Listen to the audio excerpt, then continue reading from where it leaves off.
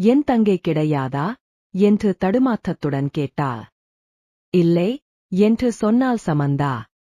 என் தங்கைக்கு என்ன ஆச்சு என்று கேட்டாள் செல்வி. அவள் மெய்நிகர் உலகில் வாழ்ந்து கொண்டிருப்பாள் என்று சொன்னாள் சமந்தா. இந்த இடம் உங்களுக்கு எப்படித் தெரியும் என்று கேட்டாள் செல்வி.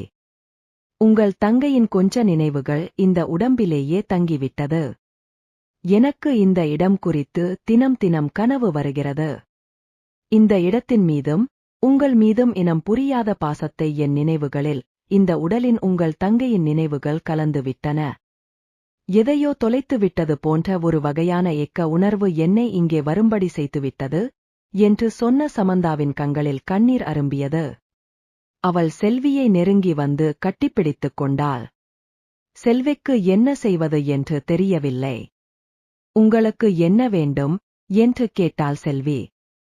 தன் அணைப்பிலிருந்து செல்வியை விடுவித்த சமந்தா, நீங்கள் என்னோடு வந்து விடுங்கள்.